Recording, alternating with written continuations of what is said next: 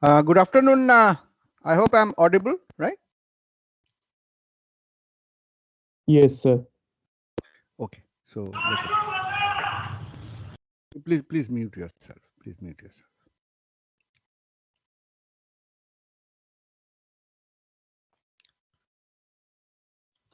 Is the presentation visible now? Yes, sir. Good. Okay. So we have been discussing on the dynamic binding polymorphism, where different classes on a hierarchy can behavior. So we will continue on that. Now, first, what we want to understand better is the meaning of static and dynamic type, or the meaning of static and dynamic binding. Right. The static type of the object is a type that is declared for the object while writing the code. So here below you have a class A, and we have another class B, which is inherited from A. This is public inheritance, so this is pure hierarchy.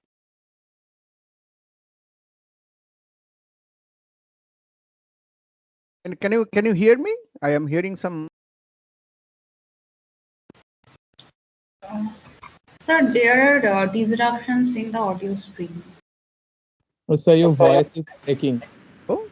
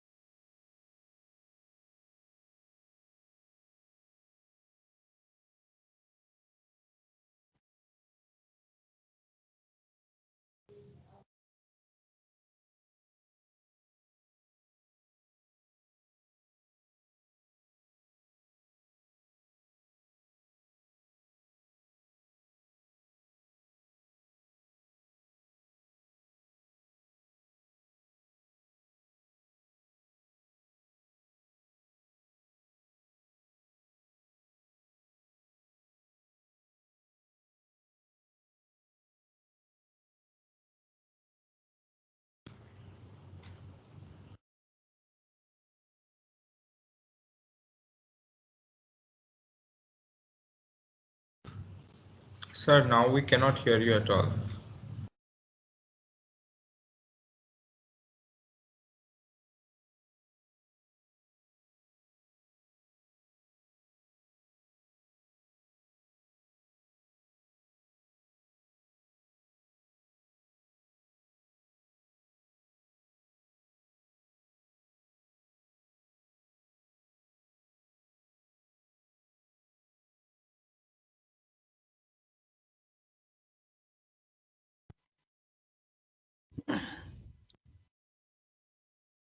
can you hear me?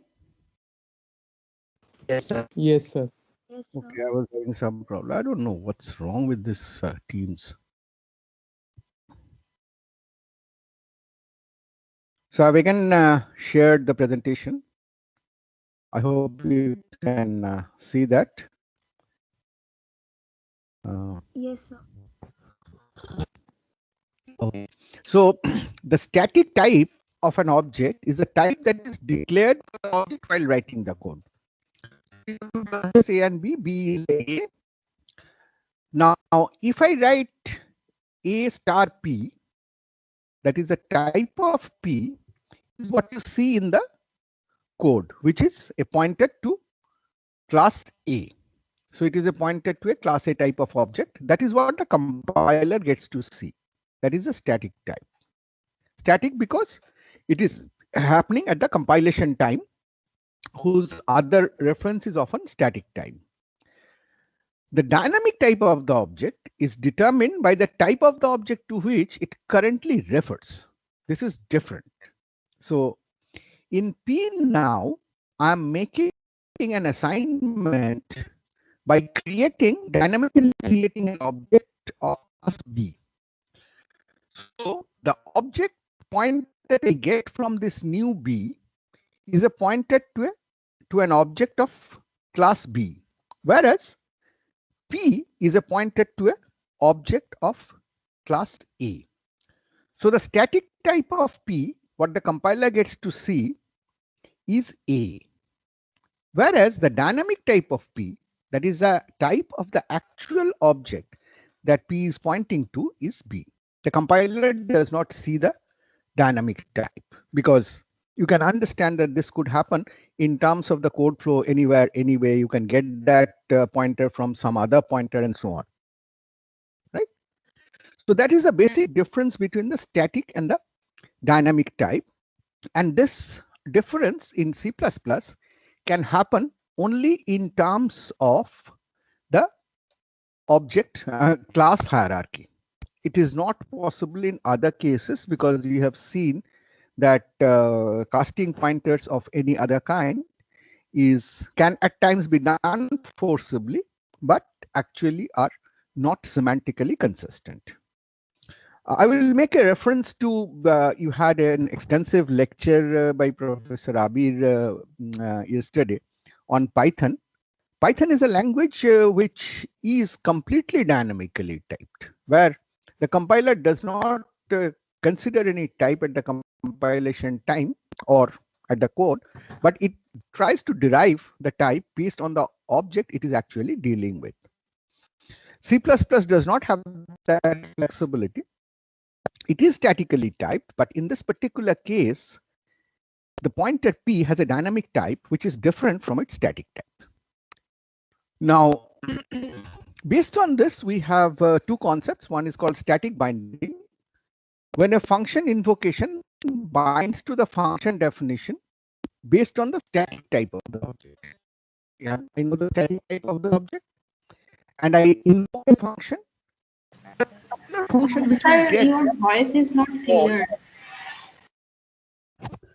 My voice is not clear? Yeah, it is not. Yes, sir, there is so much voice disturbance in your...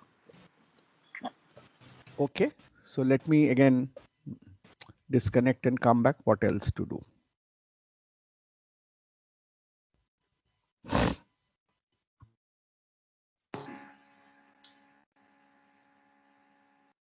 you hear me now? Hello? Yes, sir. Yes, sir, we can hear you. Is it clearer? Better. Okay, okay. We'll go with that for now. Please mute yourself.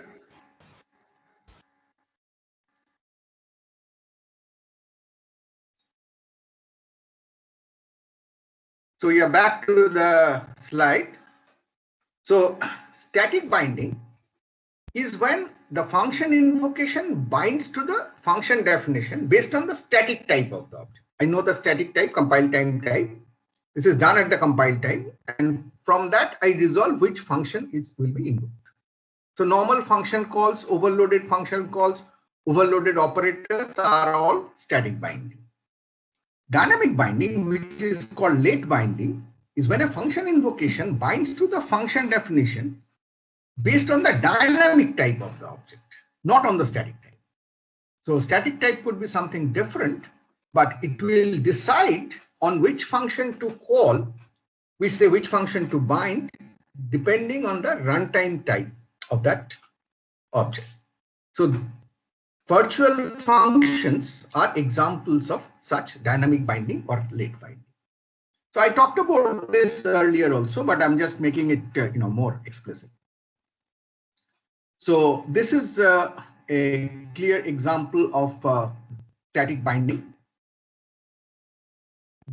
Class D is derived from class B. B has a function f and D has a function g, which is a new function. So naturally, by inheritance, D also has a function b, which is the function defined in the class B.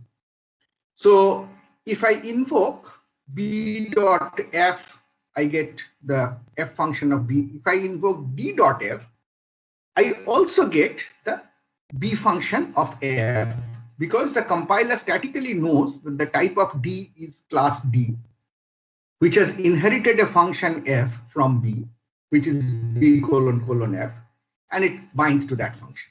I have D dot G, we'll call D colon colon G because it's an added function. So this is, I can do overriding.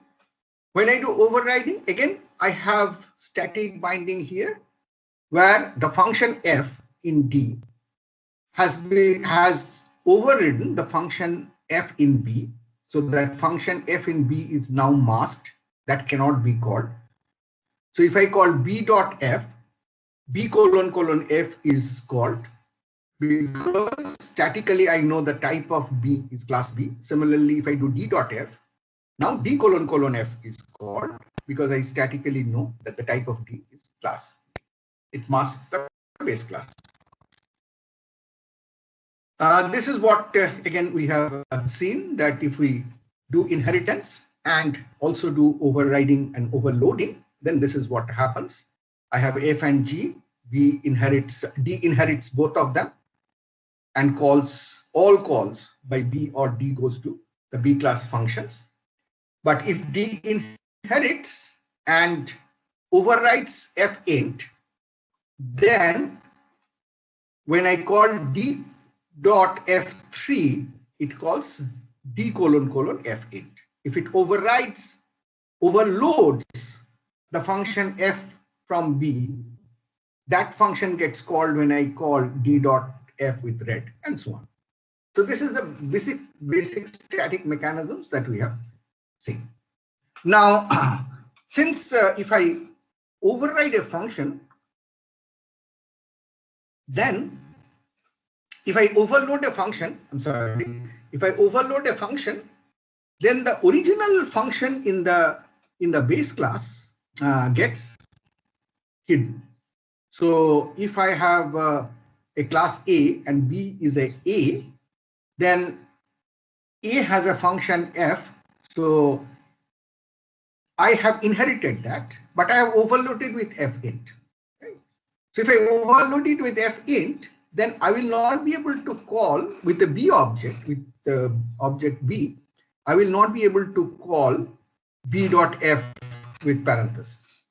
Just, without any parameter, because that function has got hidden. But of course, we can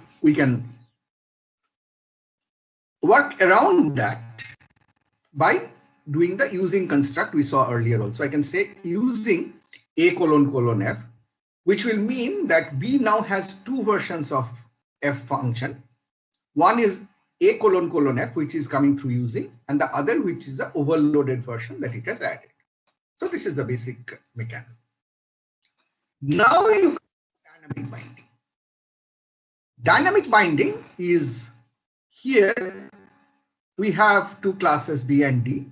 Both have F. So D has overridden F, and therefore, if I try to call, let's say, now if I try to call B with the, now if I try to make a call through the pointer, let's say I have two objects B and D, and I have a pointer to class B, and I do P pointer F. If the object being pointed to is B, compiler knows that P is of type B pointer, base class pointer. So it will immediately call B colon colon F. If I set the pointer to a D class object, even then P pointer F will call the B class function of F, because it is statically resolved. Statically it knows that P is a pointed to a B class object, so it will call the B class function. This is the basic static non-virtual mechanism. Now we can make it virtual or dynamic by writing a keyword virtual before the function signature in the base class. And then I override it in the derived class. And I write exactly the same code. Nothing has changed. I have written the code virtual here. Then what happens? P is pointing the pointer of B class. Compiler knows that statically. If I do p pointer f, when p is ampersand b, that is the actual object is a b type object, it still calls the function f of class b.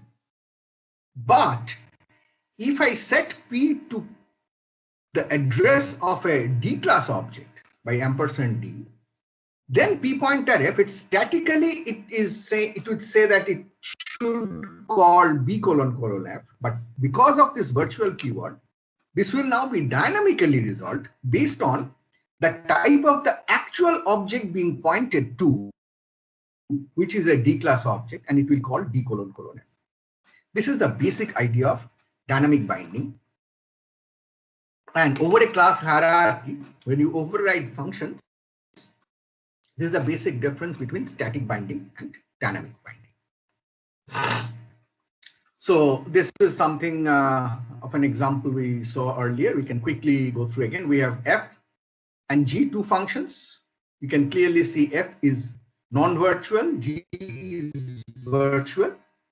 And then you have a pointer to B class, two pointers to B class, two references to B class set to the respective objects, which are basically upcast examples.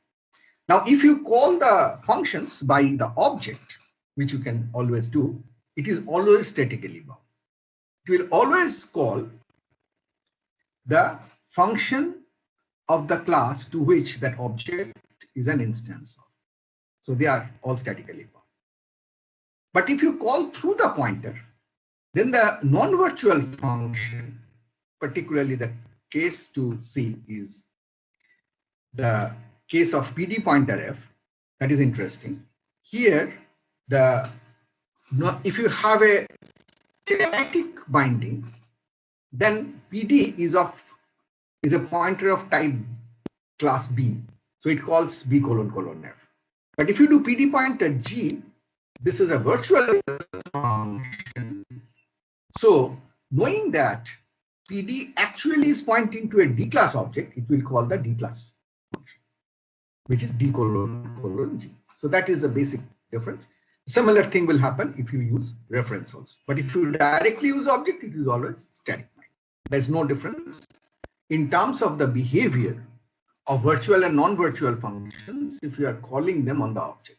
But if you are calling them through pointers to the base class or through references to the base class, references of the base class, then the resolution for virtual function will happen based on the actual object being pointed to or the actual object that is referred. Right? So this is what is called a polymorphic type.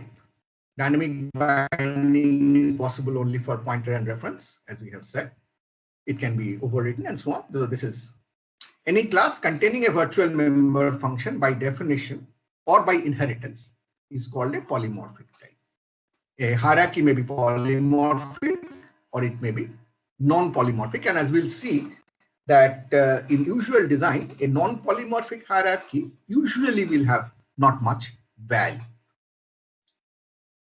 So this is the rule of polymorphism. Look at this slide very carefully, slide 12, module 27. You have a base class A, which is not derived from any class. So this is a root class. It has three member functions, f, g, and h, of which g is virtual, other two are non-virtual. Then you derive b from A and overwrite all three functions. Now, as you overwrite f, which was non-virtual, f continues to remain non-virtual. As you overwrite g, note that you have not written virtual here explicitly, but g is virtual in A. So once it is virtual, in all its subsequent inheritance down the hierarchy, it will remain virtual. Once a virtual, always a virtual down the hierarchy. So even though I have not written G to be virtual, it will be treated as virtual. It will be dynamically bound. And then I have overridden H, where it was non-virtual, I have made it virtual. So what has happened in A, it is virtual, but H in B is, in A, it is non-virtual, I'm sorry. In B, I have made it virtual. So I can convert a function non-virtual to virtual at a level of the hierarchy, but I cannot do the reverse. Once a function is virtual, down below the hierarchy, it is always virtual. And then I have class C, where I have again overridden everything without doing any virtual or anything. F, it was non-virtual in B, so it remains non-virtual. G and H were both virtual in B, so they will remain to be virtual. So now if I make these calls, I have created an instance of class C, and I have put that pointer to a pointer of class B. And then I have another pointer P of class A to which has been initialized with Q. So both P and Q point to an object which is an instance of class C. But P is of static type A pointer, Q is of static type B pointer. Now I make 3 calls with P, F, G, and H. Now what happens? P is a pointer. So it goes by the virtual, non-virtual part of A. So if P pointer F obviously is A colon colon F, because that is a non-virtual function, so that will get called. What is P pointer G? P pointer G is virtual in A. So it will call the function of the object that it is currently pointing to. It is currently pointing to a C class object. So P pointer G will call C colon colon G, because G is virtual here. Excuse me, sir. Yes? Sir, I think your screen is frozen. We can see slide number 9. You can see slide number 9. Yes, sir. Fun things keep on happening. I'm getting exasperated with this.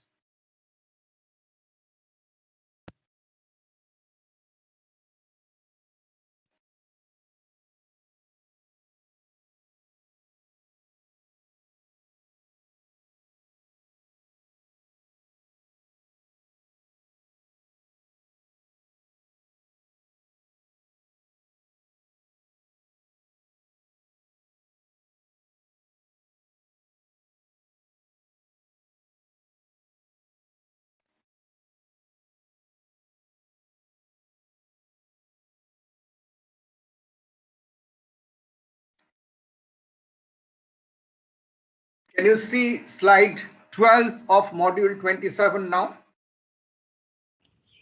Yes, sir. Even if it gets frozen, I'll keep on saying what is the slide number. You have the slide deck, so you can just refer to that. But tell me when it gets frozen again. So when I do P pointer H is non-virtual in A. So like F, P pointer H will also called A colon colon H. Okay, so that's. Now consider invoking the same set of functions with the Q pointer. Nothing has changed. The object has not changed. The functions you are calling are not changed, but the type of the pointer on which you are calling is different. It is now a B class pointer. So it goes by the rules of B class. F is non-virtual. So Q pointer F is non-virtually resolved, statically resolved. So it is B colon colon F, because B has overridden F. Now, if you call Q pointer G, it is a virtual function. So it is resolved based on the type of the object, which is C. So it calls C colon colon G. But this was, so the first F had a difference because it is statically bound. G did not have a difference from P. If you do Q pointer H, now in class B, H is a virtual function. So the call will depend on the dynamic type. So it will now call C colon colon H. Mind you, earlier it was calling A colon colon H because H was non-virtual in class A. Right? So this is one slide which you can keep and refer to in case you have get into some confusion as to what is virtual non-virtual doing, but this clearly tells you that. And you can create a completely parallel set of calling conventions and the same results if instead of pointer you use reference to this object that is just constructed, the object of class C. Two references, one is reference of type A, class A, and reference of type class B. You'll call through the references, you will get the same answer. Okay, so that was the basic static and dynamic binding and the polymorphic type. So I'm moving on to the next module, module 28, where I will talk about a new concept first, which is a virtual destructor. And then we'll bring in pure virtual function and abstract base class. Our discussion starts on slide 4 of module 28. I hope you are being able to see that slide. Right? Yes, it's visible. Okay. So just look at this example. It's a simple example, but it has very deep consequences. I have a class B with a data member int data. The class B has a public constructor which initializes data and prints a message to indicate to us that the constructor has been called. It has a destructor which just prints a message to say that the destructor is called, and it has a virtual print function which prints the data. Inherited from that is class D, which has a pointer to int ptr. It has a constructor of D which takes these values, 2 integer values. With the first one, it creates a base class instance of B with D1, which needs 1 integer. With the second integer, it dynamically creates a integer object and places that pointer to the PTR member of class D. Sends out a message saying the constructor of class D has been called. Similarly, the destructor of class D prints a message to tell us that it's been called. And since I had done a new, I clean up when I'm cleaning up class D object, and I delete that pointer. In the overriding of print function in class D, I directly call the B class function to print the B class member, because in class D I cannot access data underscore, it is private. So I call the B colon colon print function here to call the base class function and then print out the pointed value in this class. Right? So this is the simple design of the class. I create 2 instances, one of class B with value 2, one of class D of value 3, 5, and let 2 pointers P and Q, both of the base class type, point to them. I do P pointer print. Naturally, it calls B colon colon print. I do Q pointer print. Naturally, it calls D colon colon print.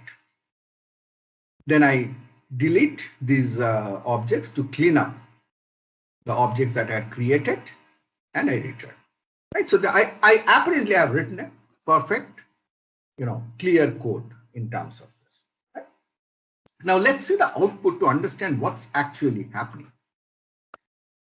I do new. So on class B, so the constructor of B is called, that is shown here. I get that message. Then I try to construct an object of class D. It has to first construct an object of class B. So again, the constructor of class B is called, and I get that message. Then it actually completes the construction of class D and I get that message. Then I do p pointer print, which calls b colon colon print, prints the data 2 that I had placed, which is right. Then I do q pointer print. It calls b colon colon print, goes there, prints the data, which is 3, and then prints the data pointed to by class D, which is 5. This is. Then I do delete p. Delete p, what should it do? It should delete the B class object. So it should call the destructor. I get the call to the destructor. Then I do delete q. When I do delete q, I get the call to destructor of class B, but the destructor of class D is not called. This message is not printed, which means that the pointer that I had allocated by doing this new is not cleaned up. Why did that happen? The destructor of D, type D, is not getting called. What is the problem? The problem is simple. The problem is delete Q knows that Q is a pointer of type B. So delete Q knows that it has to call the destructor of the class it is pointing to. So it comes to this destructor and calls it. But what should have happened is, so this delete is making a call which is statically bound. And statically, Q knows that it is a B class type pointer. So it is calling the B class destructor. But the dynamic type of Q is different. It is D. So it should have called the destructor of D first, and that should have called the destructor of B and so on. But that will not happen because Q is binding with the destructor with a static binding. So what do we need to do? Let us go to the next slide. I'm on slide 5, module 28. All that I have done is I have written virtual in front of the destructor. So I said destructor itself is a virtual function. It has to be dynamically bound. Now what happens when I do delete Q? It knows that it is a B class pointer and it has to invoke the destructor of the class whose object it is currently pointing to. It will use a dynamic binding. So if it uses dynamic binding, Q is pointing to a D-type object. So it calls the call to the destructor here actually gets dispatched onto D colon colon tilde D, the destructor of D, as you can see here. Now as it calls destructor of D, that in turn will call the destructor of B, because that's the protocol of the destructor calls, that it keeps on going up till the base is reached. So D will get destructed, then it will come and complete the destruction of its own pointer which it created. So this gets cleaned up. And as we get the destructor of D, type D, is being called. So if you are creating a virtual hierarchy, which means that if you have at least one virtual function in your root, so that you want to use dynamic binding, it is absolutely necessary to make the destructor of the base class virtual. And that is what is known as a virtual destructor. Without that, only what was happening, if I go back to the earlier slide 4, module 28, then what was happening is in terms of the object D35 that I dynamically created, only the base class part is getting destructed. The derived class part, the additional pointer, is not going through the destruction. So kind of this is known as the problem of slicing. I'm on slide 6, module 28. As if you are slicing out the base class part from the whole object. Just destruct that part. So if the destructor is not virtual in a polymorphic hierarchy, it leads to slicing, which is a very, very serious problem and affects the quality of your whole software very significantly. So the basic guideline is, if you have a polymorphic hierarchy, the base class destructor has to be virtual. The destructors of other classes may or may not be explicitly said to be virtual, because once you make the base class destructor virtual, by the rule that we have seen earlier, every class that is derived, specialized from the base class, either directly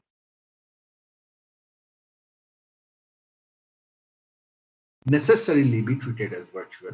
And wherever you point to on that hierarchy and do a call to the destruction, it will get dispatched down the hierarchy to the actual object class which is dynamically existing at the runtime. Right? So this is the rule that you have learned. So now let us see. So we have seen a set of rules. We have seen a set of do's and don'ts, but we have not seen the real use of why we are doing all this.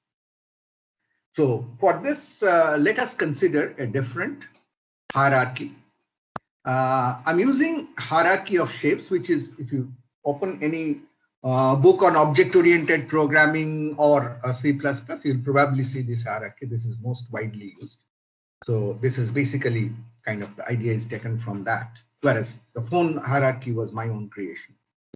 So here we have a hierarchy where we're saying that let us consider shapes, two-dimensional shapes. Again, I should have written two-dimensional shapes. Then I can say that a polygon is a two-dimensional shape. Similarly, a closed conic is a two-dimensional shape. There could be several others, but let us just take to this. So I say polygon is the shapes, closed conics is the shapes. I have hybrid inheritance. Then in polygon, I say triangle is a polygon, quadrilateral is a polygon. In closed conics, I say ellipse is a closed conics, circle is a closed conic. I could continue this more. I mean, from quadrilateral, I can go to parallelogram, I can go to rhombus, from parallelogram, I could go to rectangle, from rectangle, I could go to square, so on. There are a lot of easy here. From triangle, I could go to isosceles triangle, from isosceles triangle, I go to equilateral triangle. There's a whole lot of easy hierarchy, which is implicit in the domain of shapes, but we just want to understand the basic principle. Now, what we need is for a graphic system, let's say, we want to have a draw function written for every class, which is to draw, given the appropriate parameters, a shape of that particular class. So I want to have a draw function which I can override everywhere to draw the corresponding shape. Now, if you think about a draw function in triangle, it will be very easy. You know the 3 points and you will draw basically 3 straight lines. Quadrilateral would be similarly. So you will probably give the points in an array or a vector in a certain order of, say, anti-clockwise direction as you move around the polygon. And given that, you will just need to keep on drawing the lines till you come back to the beginning and it will get drawn. So triangle is a special case of polygon, quadrilateral is another special case. Polygon in general can be drawn.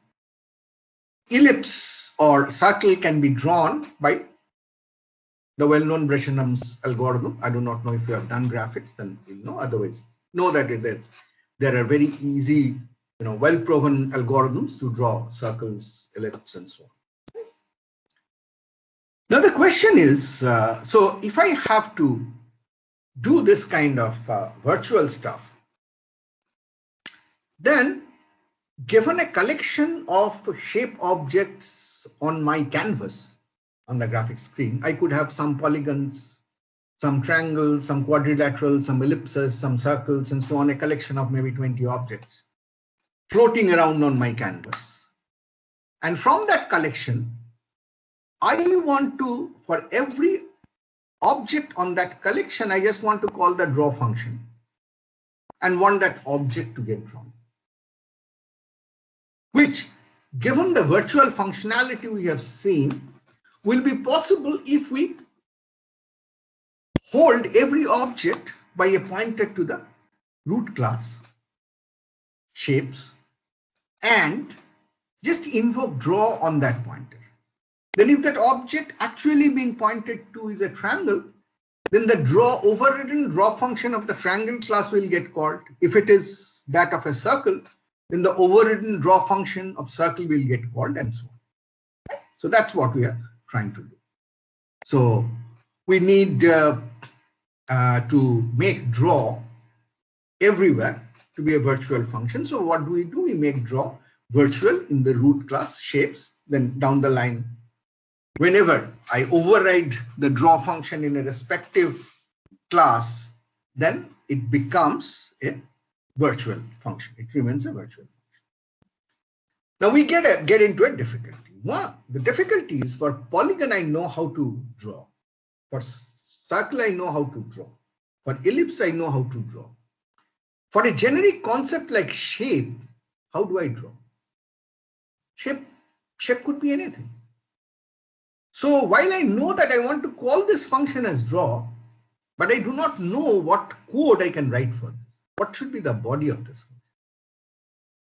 So that brings in this dilemma, or this problem brings us to a solution using pure virtual function. A pure virtual function is a very interesting function which has a signature but has no body. So any class that contains a pure virtual function is called an abstract base class. I think I will go to the example first, then we'll come back to these definitions. I'm on slide 10, module 28. So look at this code. I have class shapes, which is obviously the root, does not inherit from anyone else. And in that I have defined, given the signature of the draw function, which does not take any parameter and returns void, and I've made that virtual. Then I specialize on this hierarchy. Polygon is a shapes. I override draw. The draw in polygon will also be a virtual function because it is inheriting from shapes. And instead of actually drawing, I'm just putting messages to say that I'm drawing. I'll say draw polygon by triangulation. Then I specialize from closed conics. Specialize closed conics from shape. I will inherit draw. Right. I'm not overriding here, because if you think about closed conics as a concept, you again do not know how to draw it. You know how to draw a circle, you know how to draw an ellipse, but in general, a closed conics you do not know. May not know how to. Look at the other part of the hierarchy. Triangle is a polygon. I override draw. It is virtual. Quadrilateral is a polygon. I override draw. It is virtual. Circle is a closed conics. I override draw. It is virtual. And ellipse is a closed conics. I override draw. It is virtual. So I have all of these. Now for shape, since I do not know how to write the code for draw, I show that by this simple syntax. I put kind of an initialization operator equal to and put 0. This tells the compiler that while I want the signature of draw to be known to the root class as a virtual function, I do not know how to implement that function. Now think about this. If I have a class where I have a function, I know this is a member function, but I do not know how to implement it. And then if I have an instance of shape created, then I'll be able to, from that instance, I'll be able to do, if I've done shapes S, I've created an object of class shape, then I'll be able to do shape.draw. But shape.draw, what will it call? I have not given a body to it. There is no actual code to execute. So this creates a new concept in the class, which is known as an abstract base class. In the sense that a class, if it has at least one pure virtual function, then you cannot create instances of that class. It just remains there as an interface, but you cannot have an object of that class. That is the reason it's called an abstract class. By legacy, naturally, we will not have an abstract class at the leaf level. So if you have an abstract class, then you'll have something specializing from it. So you call it an abstract base class. Now, when you specialize polygon from public shapes, you inherit this draw function, virtual draw function, as a pure virtual function. So when you override, by overriding, you are saying that I'm now providing a draw function for polygon for which I have a body. So all that I have done through this overriding is the fact that the virtual function draw in polygon is no more pure. It is an implementable function. So polygon now becomes a concrete class. I can create an instance of a polygon. But similarly, when I inherit closed conics from shapes, I say, oh, I do not know how to draw a closed conic in general. So I do not override it. So what is inherited is this pure virtual function. So closed conics, even though it is not showing up here, but from inheritance, closed conics have a virtual function draw which is pure, which makes closed conics also an abstract base class. That is, I cannot have instances of closed conics created ever. Rest of the classes have all inherited and overridden the function.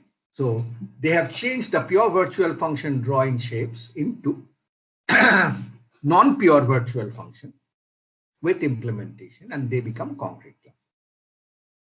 So given this, now I can write a main routine where I create a collection of objects on the canvas.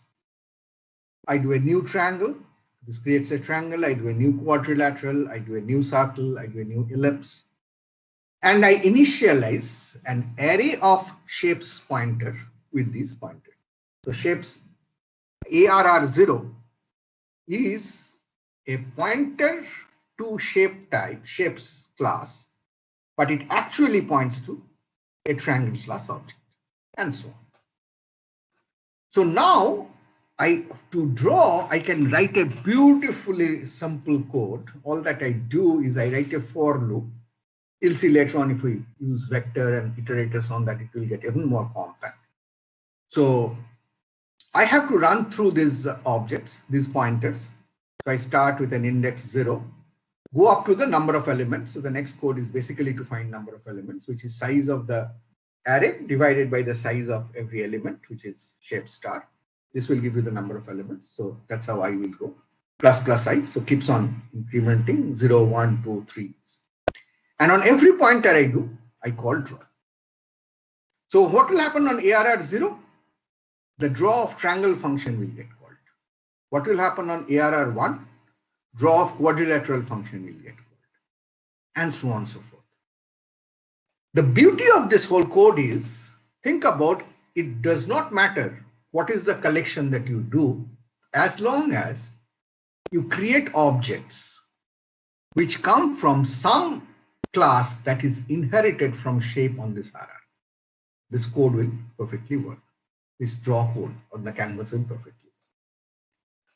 What is even more interesting is if tomorrow you specialize from quadrilateral and have a rectangle class, you say class rectangle colon public quadrilateral, and define and override the draw function for rectangle, then you will not need to change this code at all.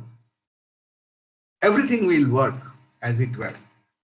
So kind of here what you are doing is you are kind of dispatching your function called draw based on the dynamic type of the object. So this is called a type switch. You are doing a switching of which function to call.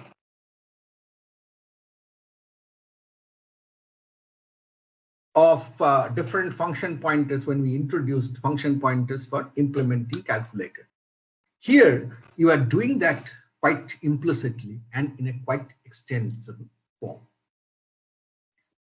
I'll go back one slide to slide 9 to tell you what I have already told. So a class containing, so I'm on slide 9, module 28. So a class containing at least one pure virtual function is called abstract base class. You understand that now.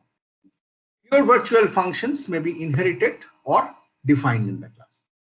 If you do not overwrite, then you inherit the pure form. No instance can be created for abstract base class, quite obviously, because on that instance, you would not have been able to invoke the pure virtual function. It naturally, since you cannot create an instance, an abstract base class does not have a constructor or destructor. An abstract base class, however, may have other virtual, non-pure, and non-virtual member functions as well as data members. Everything else it can have. It's a model which generically applies over the whole hierarchy, but you just cannot construct, just cannot instantiate it ever. The data members in the abstract base class should be protected, of course, though private and public will also be allowed. Now, normally it should be protected because you don't expect that since abstract base class will not have an instance, so it is difficult to justify what the private members will do, but you are allowed to do that. Member functions in abstract base class should be public, though private and protected members are also allowed. A concrete class must override and implement all pure virtual functions so that it can be instantiated. Here we have shown in terms of one pure virtual function, but that can be extended to multiple. So this was the example that we saw. I'm going to slide 11. So this is, if you run this code, then this is the output that you get. And note that instances for class shapes and class cannot be. Now, here I would put another twister to say that a pure virtual function optionally may have a body also. A pure virtual function may have a body. That having a body does not take away the purity of the pure virtual function. It still remains pure virtual function by this, but it is allowed to have a body. Now, you might question as to why would you like to have a body for a pure virtual function? The reason often is in terms of the hierarchical design. For example, let's say in shapes, I give a body to this pure virtual function, knowing fully well that shape can never have an instance, and that since it will never have an instance, there will not be an instance to call this. But in the overridden functions, in each one of them, I can actually call it. So what I can do with this is a fact that I do not know in which order this drawing is going to happen. And therefore, there may be some graphic system initialization, brush selection, color selection, and all that can happen, that may need to happen. So this will be a very nice way to put all that common code at the root, right? Because it is all inherited from here. So it is a very good programming practice that the code that may be common between all virtual functions which are overridden from this pure virtual function can be put in a reuse model by putting it as a body of the pure virtual function. Okay? So this is what is possible to be done. If you do that, slide 13, you will see in the output that every time you are calling the respective draw function, it first calls the draw a function of shape and shows that. Though it continues that even with the body, no instance of class shape or the derived closed conics class which has not overridden draw, no instance of them can be created. I would like to put a caution here is the compilers are non-uniform in terms of this support for the body for a pure virtual function. I've shown here in terms of in situ declaration. Many compilers don't support that. If your compiler does not, then you don't have to panic and think that this is wrong. Just all that you need to do is to define the body outside of the class. So just terminate this with equal to 0 semicolon, and then you write void shapes colon colon draw parenthesis and the body externally, and that will work. So it's a compiler idiosyncrasy that you have. So we have discussed this two very key concepts besides static and dynamic binding in terms of virtual destructors and pure virtual function and abstract base class. Let me stop here and see if we have any questions at this point. Excuse me, sir. Yes, please. So I have a doubt.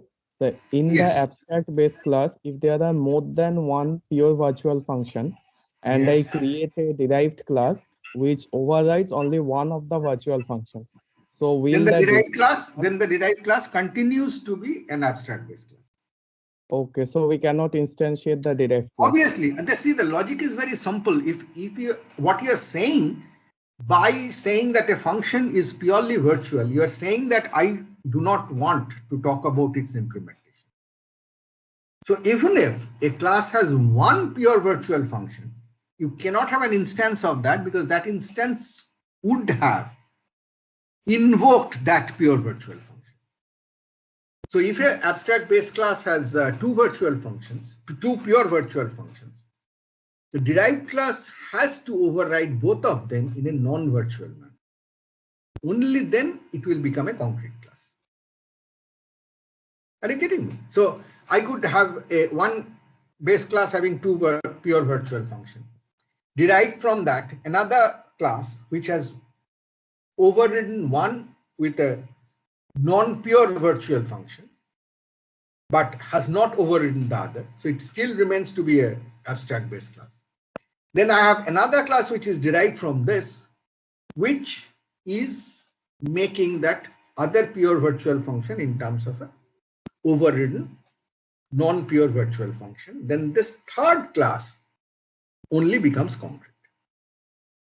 Right. So if you keep this in mind that you cannot invoke an pure virtual function because I'm saying that I do not want to talk about set implementation. Right. So it becomes very easy to understand. Okay, sir. Thank you. Any other question? No? Okay. Then let me stop here. We will continue on the dynamic binding on this polymorphism, and what I'll do tomorrow is take an extensive example of an organizational hierarchy and show you for a very simple problem of processing of salary. If you have to write it in C, what kind of solution you will have? If you have to write it with a non-polymorphic hierarchy, what kind of solution you will have? And with a polymorphic hierarchy, what kind of beautiful, compact, extensible solution you have? So that you have a complete practical feel of how to practice this core principle of object orientation, which is in terms of inheritance and particularly polymorphic hierarchy. Thank you very much. Have a good day. See you tomorrow at 8 in the morning.